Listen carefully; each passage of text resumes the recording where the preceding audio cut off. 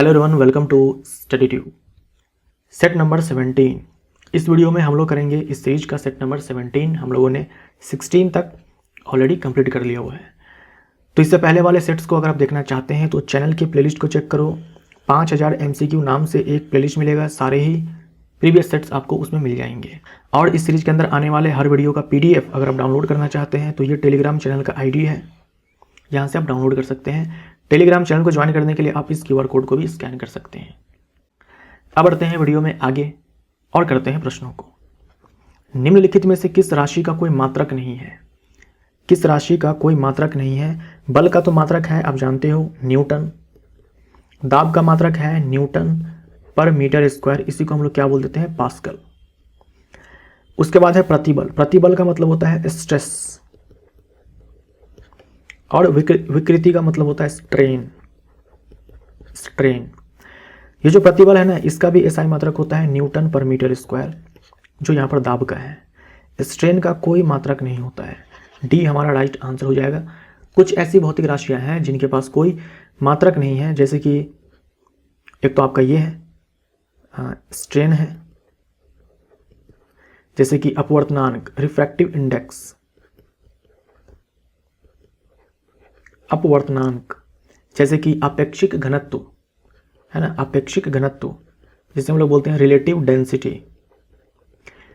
Relative density को हम लोग विशिष्ट गुरुत्व बोलते हैं, विशिष्ट गुरुत्व, स्पेसिफिक ग्रेविटी। इन सब के पास जो है कोई यूनिट नहीं है, कोई यूनिट नहीं है। अगर कोई यूनिट नहीं है तो याद रखिएगा कोई डायमेंशन भी नहीं होता, कोई डायमेंशन भी नहीं होता। अगर यूनिट नहीं है तो कोई डायमेंशन भी नहीं है, यानी कि अगर कोई मात्रक नहीं है, अगर कोई मात्रक नहीं है, कोई इकाई नहीं है, तो विमाएं भी नहीं होती है। क्रोमोसोम बने होते हैं। क्रोमोसोम किससे बने होते हैं? हम लोगों के बॉडी में टोटल 46 क्रोमोसोम्स हैं। ये होते कहाँ हैं? ये होते हैं न्यूक्लियस में। ये न्यूक्लियस में होते हैं। न्यूक्लियस में क्रोमोसोम्स होते हैं। ये क्रोमोसोम्स जो है बने होते हैं DNA प्लस हिस्टोन प्रोटीन से। DNA प्लस हिस्टोन प्रोटीन से। DNA का फुल फॉर्म होता है deoxyribonucleic acid. Deoxyribonucleic acid, DNA पर ही जीन होता है। DNA का जो डबल हेलिकल संरचना है ये वाटसन एंड क्रिक ने दिया था, जीन शब्द जोहानसन ने दिया था। ये सब मैं आपको ऑलरेडी बता चुका हूँ प्रीवियस सेट में। हमारा आंसर क्या होगा? DNA और प्रोटीन से। C हमारा राइट आंसर होगा। सुक्रोज में कार्बन की संख्या है।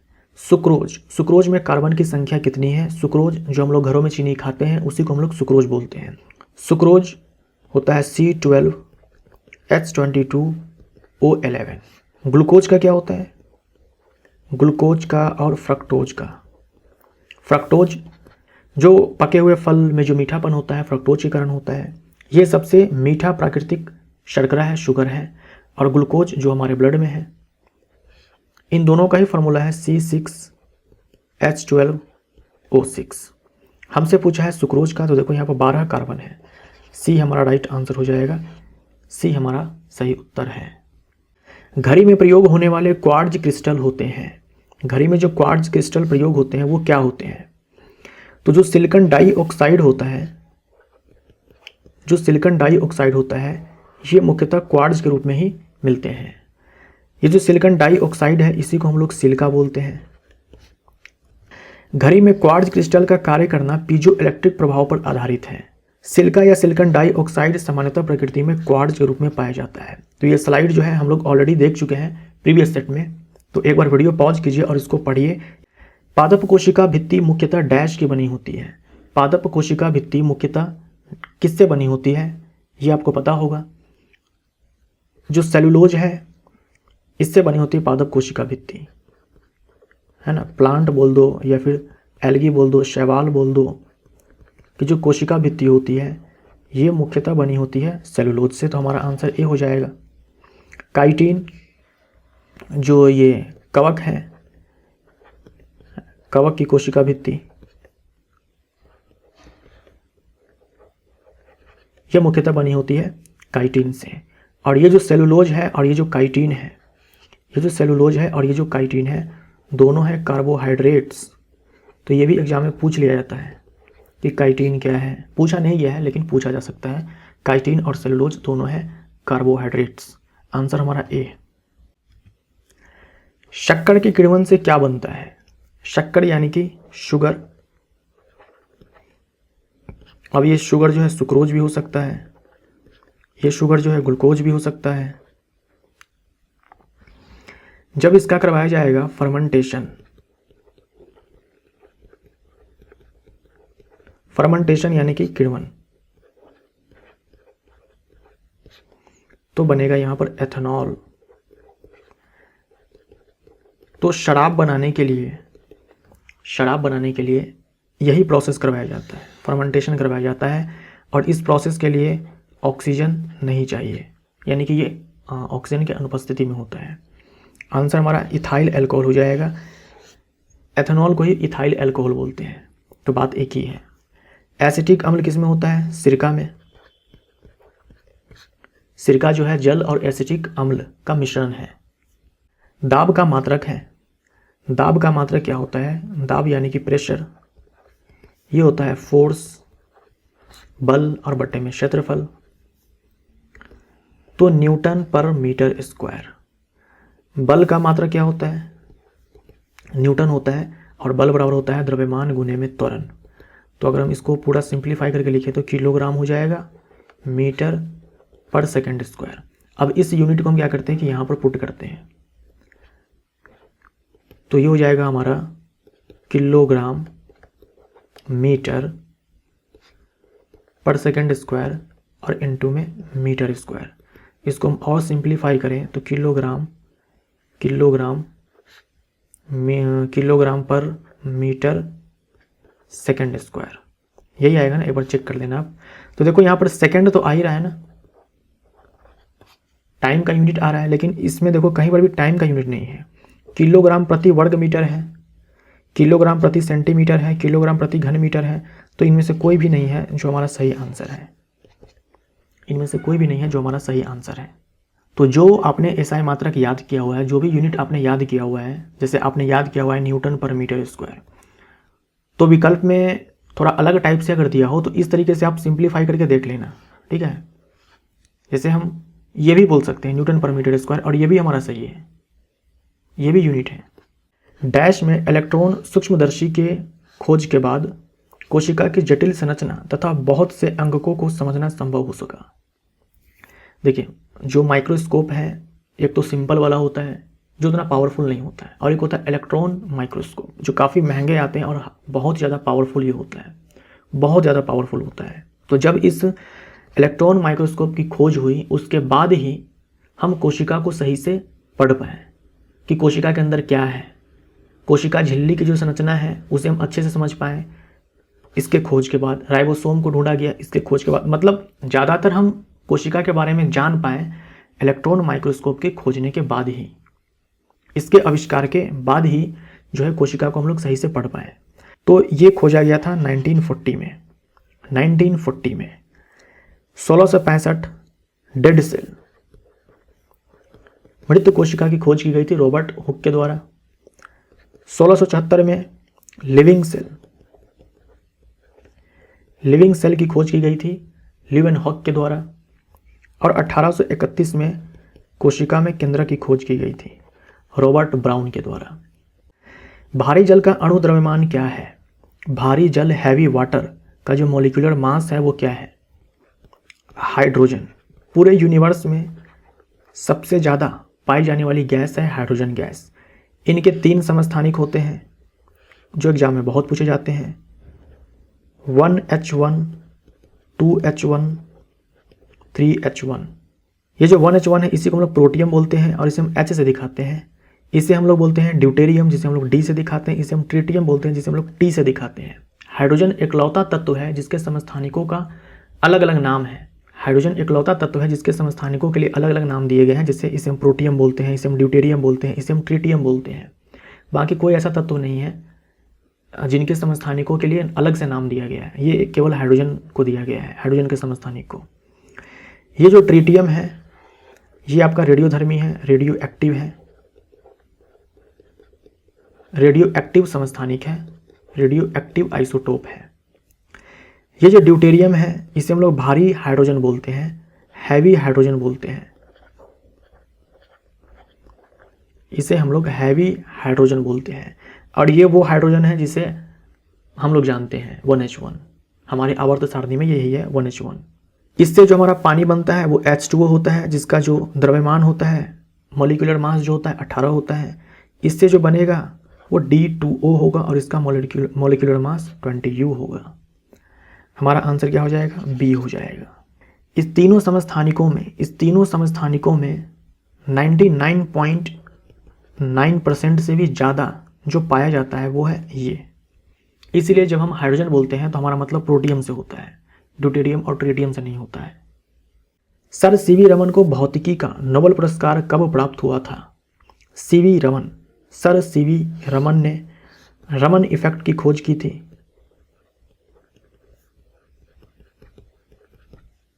कब की थी? 28 फरवरी 1928 को। 28 फरवरी को हम लोग क्या मनाते हैं? राष्ट्रीय विज्ञान दिवस, जो हम लोगों ने 3 दिन पहले ही मनाया, नेशनल साइंस डे, राष्ट्रीय विज्ञान दिवस। इस खोज के लिए इनको दिया गया था नोबेल प्राइज 1930 में। 1930 में नोबेल प्राइज दिया गया था।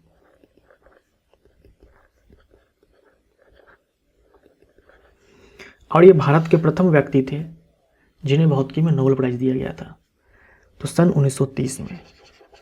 निषेचन की क्रिया कहाँ पर होती है? जो फ्यूजन है, फर्टिलाइजेशन है, निषेचन है, की प्रक्रिया कहाँ पर होती है? ये कहाँ पर होती है? ओविडक्ट में। ओविडक्ट, इसी को हम लोग फैलोपियन ट्यूब भी बोलते हैं। इसी को हम लोग क्या बोलते हैं? फैलोपियन ट्यूब बोलते हैं। तो ओविडक्ट भी याद रखना है, फैलोपियन ट्यूब भी याद रखना है, अंडवाहिनी में। तो जो फ्यूजन है वो इसी में होता है, और भ्रूण का विकास जो है गर्भाशय में होता है। निम्नलिखित में से कौन उदासीन ऑक्साइड है? उदासीन ऑक्साइड कौन कौन से हैं? नाइट्रोजन मोनोऑक्साइड है, नाइट्रस ऑक्साइड है और कार्बन मोनोऑक्साइड है। ये आपको अच्छे से याद रखना है। ये उदासीन ऑक्साइड है। कहने का मतलब ये ना तो अम्ल की तरह व्यवहार करते हैं और ना ही क्षार की तरह व्यवहार करते हैं। जो नियम कहता है उसके हिसाब से ये अम्लीय होने चाहिए थे, क्योंकि ये सारे अधातु के ऑक्साइड है, लेकिन होते हैं ये सारे के सारे उदासीन। तो नाइट्रस ऑक्साइड है, कार्बन मोनोऑक्साइड है, नाइट्रोजन मोनोऑक्साइड है, तो उपयुक्त सभी हो जाएगा। ये जो नाइट्रोजन डाइऑक्साइड है ये आपका अम्लीय होता है, ये अम्लीय होता है, ये एसिडिक होता है, जबकि नाइट्रोजन मोनोऑक्साइड और नाइट्रस ऑक्साइड ये आपके उदासीन होते हैं। त्वरण ज्ञात करने का सही सूत्र क्या है? त्वरण बराबर होता है वेग में परिवर्तन की दर। ए हमारा आंसर हो जाएगा, a is equal to v minus u divided by t. V हमारा है अंतिम वेग, यू है हमारा प्रारंभिक वेग, टी है हमारा समय। एस्पिरिन है, एस्पिरिन, ये जो एस्पिरिन है ये आपका एंटीपायरेटिक है। एंटीपायरेटिक के साथ साथ ये एनाल्जेसिक भी है। एंटीपायरेटिक का मतलब होता है जो बुखार को कम कर दे, तो इसका काम क्या है? फीवर को कम करना। एनाल्जेसिक का मतलब होता है दर्द निवारक, पेन किलर। पैरासीटामोल और एस्पिरिन दोनों एंटीपायरेटिक्स प्लस एनाल्जेसिक हैं, तो आंसर हमारा बी हो जाएगा। वायु में ध्वनि तरंग होती है। ध्वनि तरंग यानी कि साउंड वेव। जो साउंड वेव है, एक तो आपका ये यांत्रिक तरंग है, ये है यांत्रिक तरंग यानी कि mechanical wave. Mechanical wave, mechanical wave को ना चलने के लिए मीडियम की आवश्यकता होती है, माध्यम की आवश्यकता होती है। माध्यम चाहिए, चाहे ठोस हो, लिक्विड हो, गैस हो, लेकिन माध्यम तो चाहिए। साथ में यह है अनुदैर्ध्य तरंग। अनुदैर्ध्य तरंग यानी कि लॉन्गिट्यूडिनल वेव।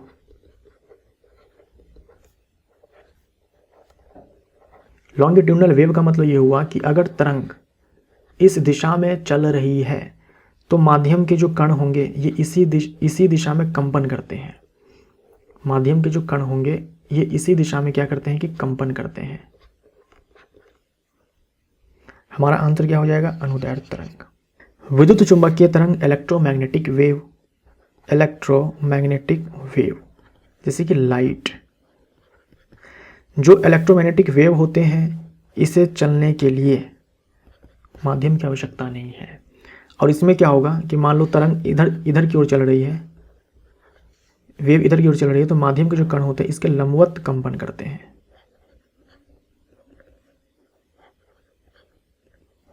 अल्फा कण में मौजूद है। अल्फा कण में क्या मौजूद है? जैसे कि हीलियम है, हीलियम के पास 2 प्रोटॉन है, 2 न्यूट्रॉन है और 2 इलेक्ट्रॉन है। इसे कर दो बाहर, इन दोनों न्यूट्रॉन को बाहर कर दो तो ये He2+ हो जाएगा। अब इसके पास 2 प्रोटॉन है और 2 न्यूट्रॉन है, बस यही है। और यही है हमारा अल्फा पार्टिकल। अल्फा पार्टिकल, इसका द्रव्यमान कितना हो जाएगा? 4u। 2 प्रोटॉन 2 न्यूट्रॉन है तो इसका द्रव्यमान 4u। तो क्या हो जाएगा? प्रोटॉन और न्यूट्रॉन। जब हम बकरी या भेड़ का मांस खाते हैं तब हम जो पोषी स्तर है, इसमें जो पहला पोषी स्तर है ट्रॉपिक लेवल 1 जो है हमारा, ये प्रोड्यूसर है। प्रोड्यूसर यानी कि उत्पादक जो फोटोसिंथेसिस करते हैं, जो अपना खाना खुद से बना लेते हैं। तो जो शैवाल है, ये जो पेड़ पौधे हैं, ये सारे जो है उत्पादक हैं। इसको खाने वाला जो जानवर होगा, जो उपभोक्ता होगा, वो शाकाहारी होगा और उससे हम लोग बोलेंगे प्राइमरी कंज्यूमर। इसके बाद जो भी आएगा सारे के सारे उपभोक्ता ही होंगे, क्योंकि यही है जो खाना खुद से बनाते हैं, तो ये उत्पादक है। इसके बाद जो भी आएंगे सारे के सारे उपभोक्ता होंगे। तो जो पहला उपभोक्ता होगा उसे हम लोग क्या बोलेंगे? प्राथमिक उपभोक्ता। तो प्राथमिक उपभोक्ता पर तो शाकाहारी होंगे जो डायरेक्ट इसको खाएंगे, उत्पादक को। तो ये तो शाकाहारी है, प्राइमरी कंज्यूमर, तो ये हमारा आंसर नहीं है। अब इस शाकाहारी, जैसे कि बकरी है, भेड़ है, इसको खाएगा जो, वो होगा उपभोक्ता। वो भी उपभोक्ता ही होगा, लेकिन वो होगा द्वितीयक उपभोक्ता, सेकेंडरी कंज्यूमर। तो आंसर हमारा ये हो जाएगा, ठीक है, सेकेंडरी कंज्यूमर। अगर हम बकरी को खाते हैं, बकरी शाकाहारी है, तो शाकाहारी प्राथमिक उपभोक्ता और बकरी को खाने वाला द्वितीयक उपभोक्ता, सेकेंडरी कंज्यूमर। तो जो प्रथम उपभोक्ता है वो ट्रॉपिक लेवल 3 है उसका, और इसका सेकंड है और ये 3 है। कमरे को ठंडा किया जा सकता है पानी के बहने से, संपीड़ित गैस को छोड़ने से, रसोई गैस से, ठोस को पिघलाने से। तो जो संपीड़ित गैस होती है वो ठंडी होती है। क्यों? क्योंकि गैस को संपीड़ित करने के लिए उसका तापमान जो है काफ़ी कम किया गया होता है, तो ये काफ़ी ठंडी गैस होती है जो संपीड़ित गैस होती है। तो अगर हम इसे छोड़े कमरे में तो कमरा इससे ठंडा हो सकता है। तो आंसर हमारा यहाँ पर बी हो जाएगा। निम्नलिखित में से किसमें ऋणात्मक आवेश होता है? अल्फा किरण जो है ये पॉजिटिव होती है, बीटा रे जो है ये नेगेटिव होती है, गामा जो है neutral, X ray neutral, gamma ray, X ray, ये सारे जो होते हैं आपके विद्युत चुंबकीय तरंग होते हैं जो कि उदासीन होते हैं। बीटा किरण और कैथोड किरण ऋण आवेशित किरणें हैं। अल्फा किरण और एनोड या फिर केनाल किरण धन आवेशित किरणें हैं। गामा किरण और एक्स किरण उदासीन होती है। आंसर हमारा क्या हो जाएगा? ऋणात्मक आवेश पूछा था बीटा। सबसे अधिक क्रियाशील धातु कौन सी है? तो इसके लिए आपको ये रिएक्टिविटी सीरीज याद रखनी है। सबसे अधिक क्रियाशील धातु जो है पोटेशियम है। यहाँ पर देखो पोटेशियम है, तो डी हमारा आंसर। हाइड्रोजन को जलाने से क्या बनेगा? आपके पास ये H2 है, इसको जलाने के लिए तो ऑक्सीजन चाहिए ही, तो बनेगा यहाँ पर जल। ये क्या है? ये है संयोजन अभिक्रिया।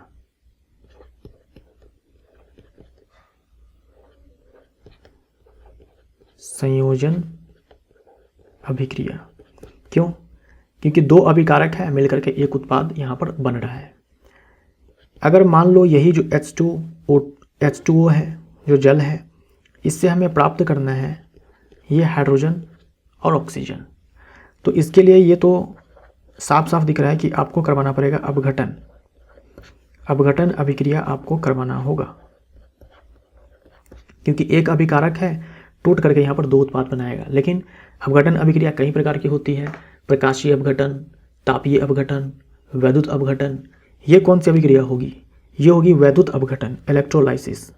तो ये एग्जाम में पूछा जाता है, ध्यान में रखिएगा। हम जल का करवाएंगे इलेक्ट्रोलाइसिस, तो हमें हाइड्रोजन और ऑक्सीजन ये दोनों मिल जाएंगे। आंसर हमारा यहाँ पर डी हो जाएगा। दूध उदाहरण है 1, दूध मिल्क। देखिए ये जो मिल्क है ये तो है कोलाइडल सॉल्यूशन, जो यहाँ पे लिखा हुआ है ये है कोलाइडल सॉल्यूशन। और जो कोलाइडल सॉल्यूशन होते हैं ये विषमांगी मिश्रण होते हैं, ये होते हैं विषमांगी मिश्रण, यानी कि हेट्रोजीनस होते हैं। ये हेट्रोजीनस मिक्सचर होते हैं, जिसे हम लोग सिंपली सॉल्यूशन बोलते हैं। सिंपली हम लोग जिसे विलियन बोलते हैं वो होता है हमारा ट्रू सॉल्यूशन। अगर केवल सॉल्यूशन है मतलब ट्रू सॉल्यूशन, यानी कि वास्तविक विलियन। वास्तविक विलियन जो कि समांगी मिश्रण होता है, जो कि समांगी मिश्रण होता है, जो ये है समांगी मिश्रण। अब देखो जो कोलाइडल सॉल्यूशन है, जो कोलाइडल सॉल्यूशन है ये इनके कई सारे टाइप्स होते हैं, जैसे कि सोल है, जैसे कि एरोसोल है, जैसे कि इमल्शन है, और भी होते हैं, फोम है, सॉलिड सोल है, ठोस सोल है, कई सारे टाइप्स होते हैं इनके। तो जो मिल्क है ना, मिल्क, फेस क्रीम, ये सारे इमल्शन है। ये वाला जो टाइप है ना ये है।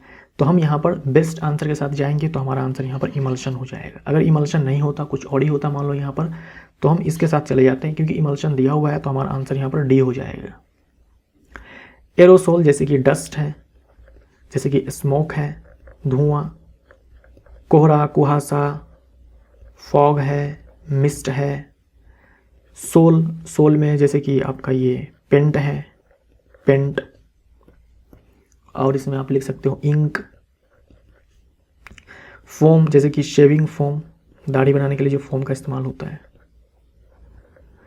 जो साबुन का झाग होता है, वो सारे। तो ये सारे जो है टाइप्स हैं, टाइप प्रकार हैं। ये जो कोलाइडल विलियन है इसके प्रकार हैं। और ये होते कैसे हैं? हेट्रोजीनस। मतलब दूध क्या है? विषमांगी मिश्रण। दिखते हैं समांगी मिश्रण, लेकिन होते हैं विषमांगी मिश्रण। ये कोलाइडल सॉल्यूशन का खासियत है कि दिखने में समांगी है लेकिन होते विषमांगी है। डी हमारा आंसर हो जाएगा। डॉल्फिन और वेल है। डॉल्फिन और वेल जिसे हम लोग मछली समझते हैं, वो मछली नहीं, स्तनधारी है। ए हमारा आंसर हो जाएगा। कार के बैटरी में कौन सा अम्ल होता है या कौन सा विद्युत अपघट्य बोल दे होता है? तो ये होता है सल्फ्यूरिक अम्ल।